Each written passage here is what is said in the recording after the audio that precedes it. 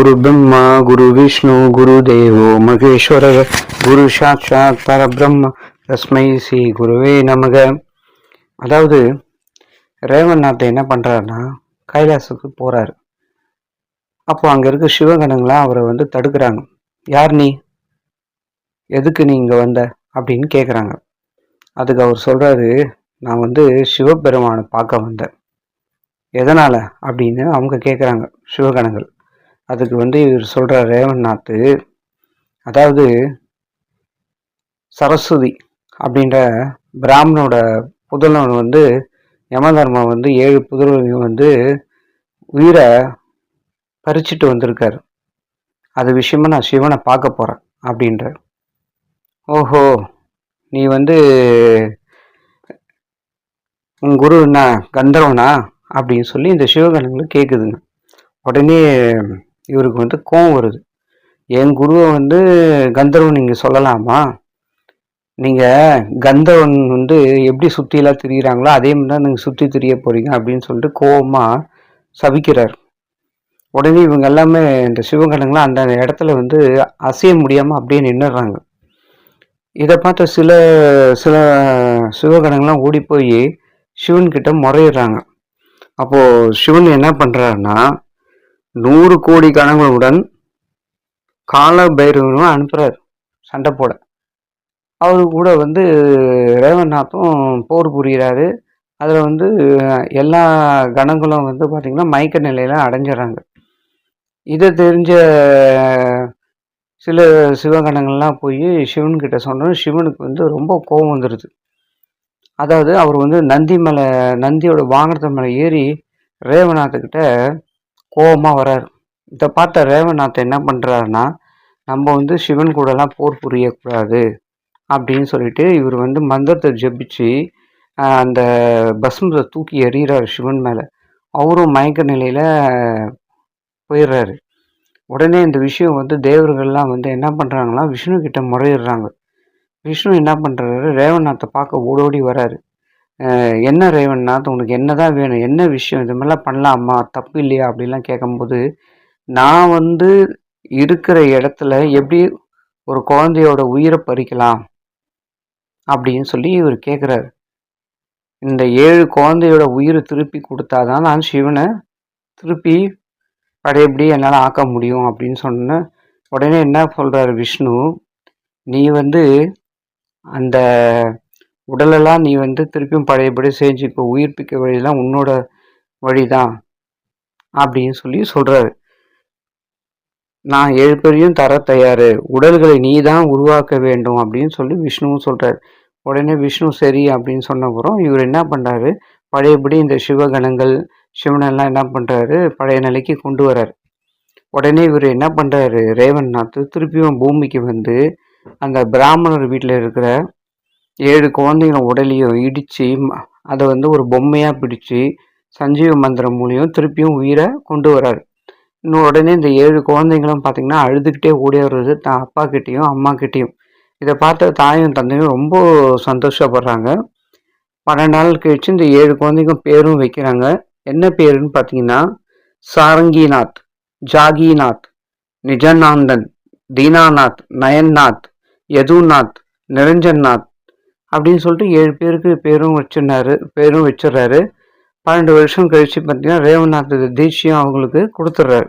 இதுக்கு நடுவில் பார்த்தீங்கன்னா நம்ம இன்னொரு கதைக்கு வரப்போகிறோம். அதாவது சரஸ்வதியை நினச்சிக்கிட்டே இருக்கிற பிரம்மாவோட உயிர் சக்தியானது பார்த்தீங்கன்னா பத்மினி பாம்பு அது விழுங்கிடுது. அது மூலிமா அது கர்ப்பம் தணிக்குது. இதை பார்த்தீங்கன்னா அஸ்திக ரிஷிக்கு தெரிய வருது. ஓஹோ, இது மாதிரியா இந்த பாம்பு வயிற்றுலேருந்து ஒரு முட்டையிலேருந்து வரப்போது தான் ஹரி உத்தர நாராயணன் அப்படின்னு தெரிய வருது.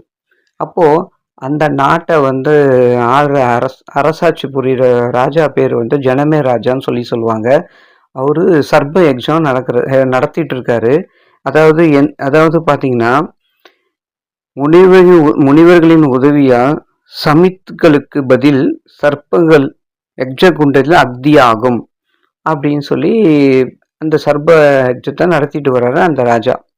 அப்போ இவர் என்ன பண்றாருன்னா அந்த அஸ்திக முனி, நீ ஆலமரத்தில் போய் ஒளிஞ்சுக்கொள் அப்படின்னு சொல்லிட்டு இந்த ஆலமரத்துக்கு ஒரு மந்திரமும் வந்து போட்டுட்டு அவர் என்ன பண்ணார், அஸ்தினாபுரத்துக்கு போயிடுறாரு அந்த முனிவர். அப்போ அந்த ஜனமே ராஜா வந்து சர்ப்ப யாகம் நடத்திட்டு இருக்காரு பார்த்தீங்களா, அந்த இடத்துக்கு இந்த அஸ்திகர் முனிவர் போறாரு. அப்போ சொல்றாரு, பிரம்மனின் தேஜஸ் மூலியமா பெண் பத்மினி பாம்பு வந்து வயிற்றுல வந்து இது மாதிரியா வந்து ஹரிவோத்திர நாயர் வந்து ஜனிக்க போறாரு, அதெல்லாம் அந்த பாம்பை மட்டும் ஒன்றும் செய்யாதீங்க அப்படின்னு சொன்னோன்னா அங்கே இருக்கிற எல்லா முனிவர்களும் சரி, அந்த ஜனமே ராஜாவும் சரி ஒத்துக்கிறாங்க. பத்மினி அந்த பாம்பு என்ன பண்ணுறது, முட்டை வந்து பொந்தில் வந்து முட்டை வைக்குது. அப்போ பல நாள் கழித்து அந்த முட்டையிலேருந்து வெளியே வராது ஹரிவோத்திர நாராயணன். அப்போது வெளியே வந்து அந்த குழந்தை அழுவுது. அப்போது அந்த கிராமத்தை சேர்ந்த கோஷ தர்மன் என்ன பண்ணுறாரு, ஆலமரத்தின் வந்து இலைகளாக பறிக்க அந்த பக்கம் வராரு. அப்போ அந்த குழந்தை அழுது சத்தம் கேட்குது. இவர் எந்த திசையில் அந்த குழந்தை அழுகுதுன்னு இவருக்கு தெரியல. அப்போது என்ன பண்ணுறாங்களா, குழந்தை வந்து பொந்திலிருந்து கண்கள், அதாவது அந்த குழந்தை வந்து பொந்துக்குள்ளே தான் இருக்குது. ஆனால் வந்து இவருக்கு சரியாக அது வந்து எந்த இடத்துலேருந்து குறிப்பிட்ட இடத்த எங்கன்னு அவரால் கண்டுபிடிக்க முடியாது, தவிச்சிட்டு இருக்கும்போது அப்போ வந்து அங்கே அசுரி கேட்குது, இந்த குழந்தைய எடுத்து நீ வளர்த்துக்கோ, இந்த குழந்தையால் நீ வந்து பெரிய ஆளாக வருவாய், அதாவது இரும்பை கூட தங்கமாக்குற வல்லமை கொண்ட குழந்தை அப்படின்னு சொல்லி அசுரி கேட்குது. அப்போ தேவர்கள்லாம் என்ன பண்ணுறாங்க, அந்த மரத்தை வந்து அம்பு விட்டு ரெண்டாக பிளந்துறாங்கன்னு குழந்தை வெளியே வந்துடுது. அப்போது இந்த கோஷ தர்மனுக்கு தெரிய வருது, ஓஹோ குழந்தை இங்கே தான் இருக்கா அப்படின்னு சொல்லிட்டு அந்த குழந்தைய எடுத்துக்கிட்டு இவர் தன்னோட இல்லத்துக்கு போகிறார். அப்போ அவரோட மனைவிக்கு வந்து மனைவி தான் சொல்கிறார். அந்த மனைவி பேர் வந்து பார்த்திங்கன்னா சூரதேவி. அவங்ககிட்ட குழந்தைய கொடுக்குறா. அந்த அம்மா ரொம்ப சந்தோஷமாக அந்த குழந்தைய வாங்கி வளர்த்துட்டு வராங்க. ஒரு நாள் ஆகுது, கங்கைக்கரை ஓரத்தில் வந்து காசி விஸ்வநாதர் கோயில் இருக்குது. அப்போது அந்த சிறுவன் பேர் வந்து நாக்நாத்னு வச்சிடுறாங்க. ஏன்னா இவரை வந்து பார்த்திங்கன்னா அந்த அசுரி சொல்லும் போதே இவருக்கு பேர் வந்து வடச்சித்த நாகநாத்னு வைக்க வேண்டும் அப்படின்னு சொல்லி அந்த அசுரி சொன்னபடியும் இவங்களும் என்ன பண்ணுறாரு, அந்த கோஷ தர்மனும் இந்த குழந்தைக்கு நாகநாத்னு பேர் வைக்கிறார். இந்த நாகநாத் வந்து ஒரு சிறுவன் வயசு வரும்போது பார்த்திங்கன்னா மற்ற சிறுவரோடு விளையாடிட்டு இருக்காரு. அப்போ இவங்க விளையாடுற விளையாட்டு வந்து பார்த்திங்கன்னா, அதாவது எல்லாரையும் வரிசையாக உட்கார வச்சு இலையெல்லாம் போட்டு, அதாவது எல்லாமே பாவனையில், புரியுதுங்களா, எல்லாமே பாவனையில் வந்து பரிமாறுற மாதிரியும் இலை போடுற மாதிரியும், நீ எனக்கு இந்த பொரியல் வேணும் அந்த பொரியல் கேட்குறாங்க. இவங்க அப்படியே பாவனையில் வச்சு சாப்பிட்ற மாதிரியும் எல்லாம் பாவனையில் நடந்துட்டுருக்கு இந்த விஷயங்கள்லாம். அப்போ இது வந்து தத்தாத்திரேயருக்கு தெரிய வருது. உடனே இவர் என்ன பண்ணுறாரு, தத்தாத்திரேயர் நம்மளும் இதில் கலந்துக்கலாம்னு சொல்லிட்டு ஒரு சிறுவன் வேடமிட்டு வராரு. வந்து அங்கே நின்றுட்டு இருக்காரு. அப்போ மற்ற சிறுவங்கள்லாம், நீ யார், புதுசாக இருக்கு, நீ ஏன் இங்கே வர, போ அப்படின்னு துரத்துறாங்க. அப்போ என்ன பண்ணுற நாகநாத்தை, நம்ம இடத்துல சாப்பிட வந்திருக்காரு போஜனம், அதாவது நம்ம அந்த தப்பெல்லாம் செய்யக்கூடாது, வாங்க நீங்களும் வந்து இதில் ஒருத்தராக கலந்துங்க அப்படின்னு சொன்னாங்க. தத்தரும் சிறுவன் வேலைவிட்டு அங்கே கலந்துக்கிட்டு இவரும் வந்து அந்த பாவனையிலே எல்லாம் இந்த பொரியல் அந்த பொரியல் இந்த சாப்பாடெல்லாம் இவரும் தத்தரும் சாப்பிட்றாரு. அப்புறம் யோசிக்கிறாரு, இவருக்கு நம்ம வந்து இவருக்கு எதாவது நம்ம செய்யணும் அப்படின்னு சொல்லி தத்தர் யோசிக்கும் போது கூப்பிட்றாரு அந்த சிறுவனை. உன் பேர் என்னன்னு கேட்குறாரு தத்தாத்திரேயர். என் பேரா நாகநாத்ன்றார். உங்கள் பேர் அப்படின்னு கேட்குறாரு தத்தர். என் பேர் தத்தாத்திரேயர் அப்படின்றார். அப்போ என்ன பண்ணுறாரு, இவருக்கு வந்து சித்தியை வந்து அருள் புரிகிறார் தத்தர் நாகநாத்.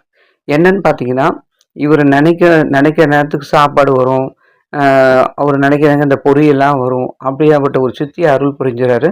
ஆனால் நாகநாத்துக்கு வந்து சித்தியால் வர உணவுகளை வரும், அவர் சாப்பிடவே இல்லை.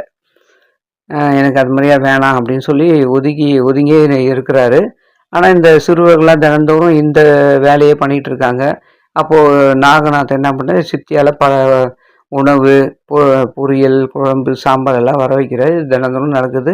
அப்போ அந்த ஊர் மக்கள்லாம், நம்ம வீட்டில் பசங்க யாருமே சாப்பிட மாட்டாங்க, என்னதான் நடக்குது அப்படின்னும் போது இவர் இந்த ஊரை சேர்ந்தவங்க எல்லாருக்கும் தெரிய வருது. உடனே வந்து நாகநாதோட தந்தை வந்து இதெல்லாம் கேட்குறாரு, என்னப்பா என்ன விஷயம் இதெல்லாம் அப்படின்னும் போது, எனக்கு வந்து தத்தாத்திரேயர் வந்து அருள் புரிஞ்சார், அந்த அருள் பலன்களால் தான் என்னால் இவ்வளோ விஷயங்களை செய்ய முடியுது அப்படின்னு சொல்லி சொல்கிறாரு நாகநாத்.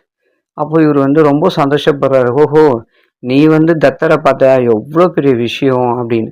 அப்போது இவர் கேட்குறாரு, நாகநாதர் தத்தாத்திரேயர் யார் அப்படின்னு கேட்கும்போது, தத்தாத்திரேயர் வந்து திருமூர்த்தியோட அவதாரம் அப்படின்னு சொல்ல வராரு. அப்போ நான் தத்தாத்திரேயர் இப்போ பார்க்கணும், எங்கே போய் பார்க்கலான்னா, அது ரொம்ப முடியாத காரியம், ரொம்ப கஷ்டம் அப்படின்னு சொல்கிறாரு. அப்போ இவர் நாகநாத்துக்கு வந்து தெரிய வருது ஒரு விஷயம் என்னன்னு பார்த்தீங்கன்னா, தத்தர் இந்த மாதிரி இடத்துலலாம் உணவு வந்து சாப்பிடுவாரும் போது இவர் என்ன பண்ணுறாரு, மாதாபுரி போகிறாரு, பஞ்சாலேஸ்வரர் அந்த இடத்துக்கு போகிறாரு. பல இடங்களில் போய் தத்தாத்திரேயர் தேடுறாரு. ஆனால் இவர் கண்ணுக்கு படலை. அப்போ கடைசியில் கோலாப்பூருக்கு போகிறாரு. அங்கே வந்து தத்தாத்திரேயர் ஏதோ ஒரு வடிவில் மத்தியானம் வந்து இங்கே சாப்பிடுவார் அப்படின்னு ஒரு விஷயம் தெரிய வருது. உடனே என்ன பண்ணுறாரு, அந்த ஊரை தவிர வேறு எங்கேயும் பிச்சை எடுப்பதில்லை, அதாவது அந்த ஊரை தவிர வேறு எங்கேயும் போய் பிச்சை எடுக்க மாட்டான்ட்டு இவருக்கு தெரிய வருது. இந்த ஊர் அன்னத்தை பவித்திரமாக பாவிக்கிறார் என்றும் தெரிவித்தார். அந்த ஊரை சேர்ந்தவங்கெல்லாம் சொல்கிறாங்க, இங்கே வந்து பிச்சை எடுத்து சாப்பிட்றது தான் ஒரு பெரிய விஷயமா நினைக்கிற தத்தர் அப்படின்னும் போது, அப்போ என்ன பண்ணுறாரு, ஊர் மக்கள்லாம் வந்து இவர் வந்து இந்த நாகநாத போஜனை நம்ம போடலாம் அப்படின்னு யோசனையை வந்து யோசிச்சுட்டு இருக்காரு. அப்போது பூஜாரி வந்து அது எப்படி அப்படின்னும் போது, என்னோட சித்தினால் இதெல்லாம் நான் வந்து பண்ண முடியும் அப்படின்னு சொல்கிறார்.